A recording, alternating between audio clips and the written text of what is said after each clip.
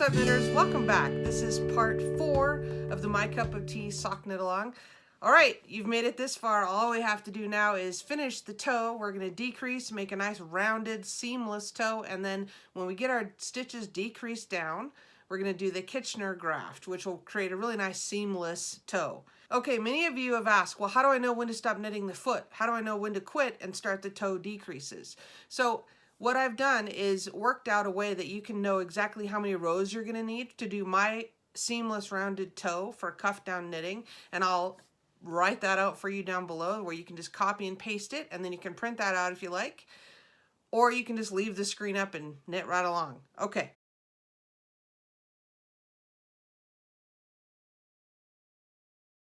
What I've discovered for the largest size with the 80 stitch cast on, you're going to need 30 rows to do the slow decrease at first and then the hurry up decrease at the end, so it makes a nice rounded toe. That is, and then we'll do the Kitchener graft on the very last row. You can look back on the back of your sock and you can lay down your ruler and you can count 30 rows here and then measure how many inches or centimeters that is, so that you know, for me, 30 rows is going to be 1.25 inches or 1.5 inches or whatever it is that your individual gauge is. So once you know your 30 rows or your 27 rows or 23 rows, depending on which size that I'm giving you here, you can count however many rows, measure that, and then you'll know how many rows your toe is going to take. So I knew that I needed to stop, let's say if we're using that 10 inches for the overall length of toe to heel, I knew that I would need to stop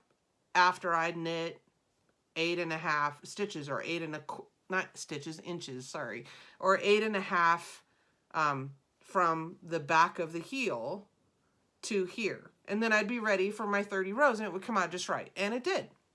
So once you've determined that, your overall length, what that needs to be, how many inches or centimeters does your number of rows take up, then you can easily determine when to stop and when to begin your decreases.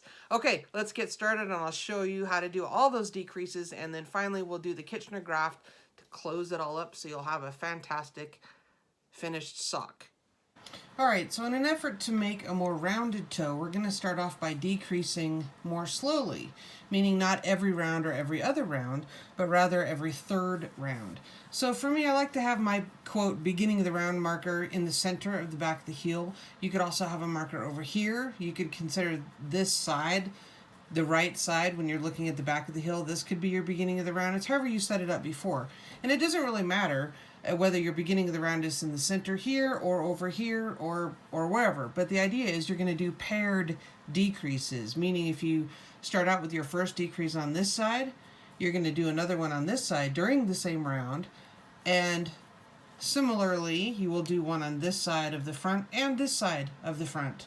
So you'll decrease 4 stitches every time you're knitting a decrease round. Okay, so round 1 of my decrease is going to be knitting till I have 3 stitches until the end, and then I'm just going to simply do my knit 2 together and knit 1. Okay, and I'm going to shuffle around my magic loop and turn my work. So this is my decrease round. I'm going to do this all the way around. Since I have framing stitches, it's easier to go ahead and start my decreases because this portion is just your regular stockinette stitch. If I did not have these and I was starting straight up into my pattern, I might consider knitting a plain round first, but I might just go ahead and go for it. So that's your discretion. So now here I want my decrease to lean to the left because I want it to lean toward the center of the toe. So I'm going to knit 1 and then slip, slip, knit. Alright, and then I'm just going to knit straight across because I'm finished with my chart. And then when I get to 3 stitches before the end of this half, and I can go ahead and remove my marker now too, by the way, because I'm finished with my chart. When I get to 3 stitches before the end, I will knit 2 together, knit 1. Alright, 3 before the end, knit 2 together. This is a little tight on mine. There we go. Knit 2 together, knit 1. Now I'm going to turn my work as before, shuffle around my magic loop, which just means pulling out the needle I just finished working and shuffling this one back through and pushing all these stitches on the next one. Now I've performed 3 decreases already on this round, so I just have this last 4th one to do where I knit 1 and slip, slip, knit, because I want this decrease needs to lean to the left toward the center of the toe. Okay, and now I'm going to knit back to the center, because for me that's just what I've always learned. That's how I do it. That's my beginning of the round is in the middle. So looking toward round 2 and 3, I'm just going to knit, because this is going to be a slower decrease in the beginning and then a more quick decrease towards the end. So I'm going to decrease my first 12 or so stitches away by doing a decrease round followed by 2 plain knit rounds. So for me, I started with 80. By the time I'm finished with row 7, I will have decreased my total number down to 68. So you can see the corresponding stitch counts for wherever you started. So right now I am knitting row 4. So when I'm done with row 4, I'll be down to 72. Then I'll just knit plain rows 5 and 6, and then row 7 will be another decrease round. So just carry along with me and we'll see what that looks like in a few minutes. I've completed row 7 now, and you can see that this is starting to decrease in the beginning to round and, go decrease in a little bit on each side. And so what I'm going to do now is just continue alternating a plain round with a decrease round every other one until I'm down to half the number of original cast on stitches. So for me, I'm going to continue alternating a plain round and a decrease round until I'm down to a total of 40 stitches, or 20 on each half. So whatever that number was for you, and then we'll continue decreasing much more quickly after that. I have decreased down until I have 20 stitches on each half for a total of 40 for me, so that's half the number that I started with. Now I'm going to go ahead and continue decreasing every single row now until I'm down to 16 stitches total left, or only 8 on each needle. So that's going to close up the toe much more quickly now, you'll notice. So at this point, before we actually do the grafting with the Kitchener stitch, it's a good idea, if you can, to either try on the sock yourself or try it on the intended recipient. Now I understand if you are knitting your pair for someone else and that's not an option for you, but you can lay it out and measure it and make sure that it corresponds with the number of inches with that shoe size that you're knitting the person for. And there's all kinds of charts on Google that tell you, number of inches, heel to toe inches or centimeters corresponding to whatever shoe size is the person that you're knitting for. So what I would do if I was knitting this for someone else, I would flatten all this out really, really well, and I would lay it down and I would measure, from this back point right here all the way up to wherever I was going to end up. I would do that at the point at which I only have those 16 stitches or 8 stitches left on each needle. I would do that just before my last grafting row, just to make sure that I had it right. Alright, I've completed my last row of decreases, and my beginning of the round was in the middle of the back of the heel section stitches. So I still have 4 left, and so I'm just going to go ahead and knit on all the way to the end, because I need to have both of my points of my needles facing the same way to do the Kitchener's graft. So I'm just going to shuffle around my magic loop now and turn my work over so both of them are the same, facing the same way, and I want to turn my work over so that my working yarn is in the back as normal, just as if you're beginning a new round, but we're going to start the Kitchener stitch with the points facing to the right. Okay, we want to trim off enough yarn that we're going to have enough to do the grafting and sew these stitches shut. I don't know, maybe a foot or so. I've threaded my yarn now on a darning needle or tapestry needle, and I prefer to do the Kitchener stitch without the setup row. So I prefer to go in, I'm using this as if it were a knitting needle, and my working yarn's coming from the back. Okay, I'm going to go into this first stitch as if to knit. Now the way you can remember that is the right side or the knit side is facing you when you're holding your work in this way with the points off to the right and both of these parallel. The knit side is facing you, so that's what you're always going to start with on this front needle, meaning the needle that's closest to you. So I'm going to go in as if to knit. All right, and I'm going to slip that stitch right off. Okay, just pop that right off. And then we're going to go into the second stitch as if to purl. Now the second one we're going to leave on. So leave that purl on.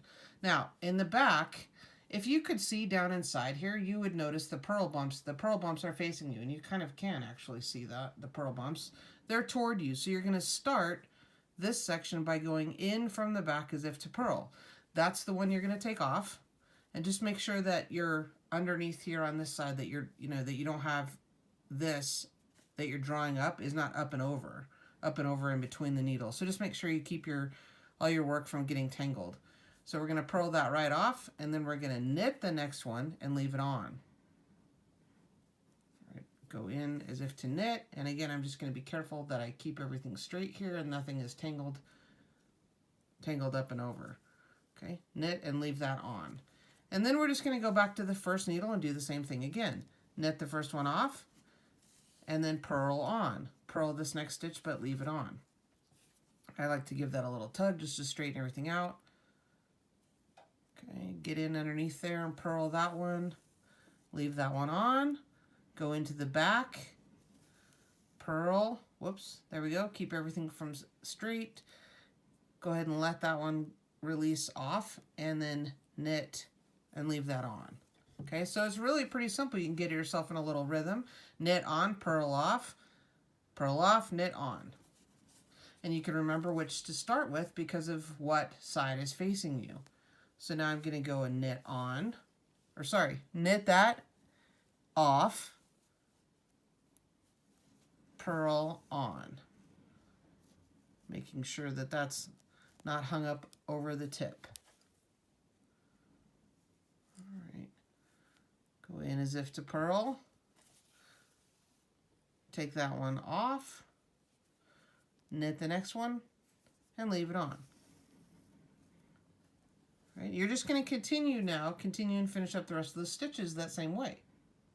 All right, I've done the knit off, purl on, purl off, knit on until I only have 2 stitches left, one on each needle. So, you know what? Don't let that freak you out. Just carry on as if you normally would.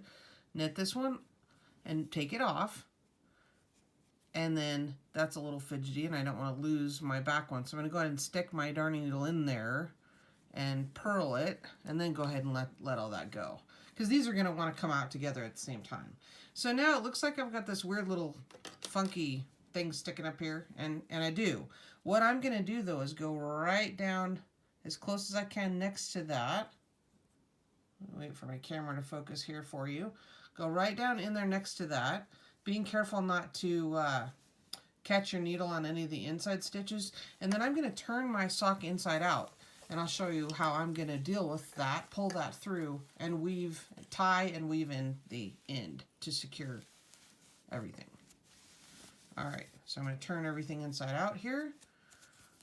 All right, there's the needle that's coming through. I'm going to go ahead and pull that all the way through and give it a little tug. So that pokey, sticky uppy thing that I had there is now on the inside. And we're going to even all that out.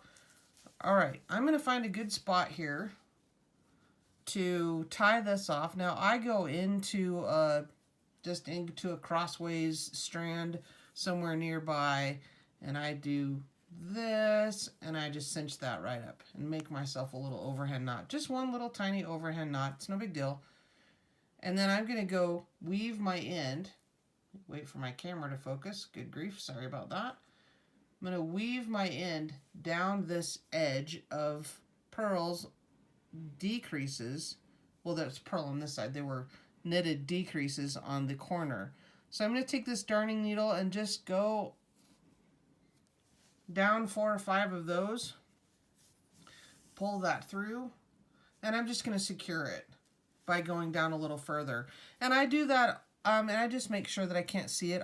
Before I trim this off really closely, I'll turn the sock back right side out and just double check that I can't see the strand that I've just woven down there, because that would be unsightly and that wouldn't look very good.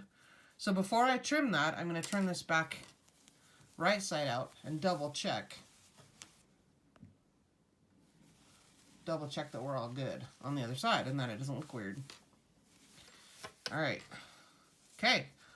Yay. So there's my seamless rounded toe. I'm pretty happy with the way that looks. And I remember I knew that it would fit because I counted my rows. Now I'm just going to turn it inside out again and trim off that end. I'm going to weave in my other end back here and I'll be all good to go. All right, you're done. Now go get knit sock number 2. We don't want any second sock syndrome hanging around here. So often what I do if I'm not knitting 2 at a time, which is really not my preferred method. I mean, I'm capable of it, but I'd really rather not. I will knit, you know, the leg of one sock and then the leg of the next, then the heel and the heel and the foot and the foot and the toe and the toe. So I really am ending up with 2 socks when I'm done, you know, with the exception of just the toe to finish up on that second one after I finish the first. So that helps eliminate the dreaded second sock syndrome. That's kind of hard to say. All right, so I hope you've enjoyed this knit along. I've really enjoyed all your comments and sharing your photos. Definitely join the Ravelry group and the Facebook group. We have a finished sock thread going in the Ravelry group. I'd love to see your photos. As always, like and subscribe, and we'll see you next time. Thanks.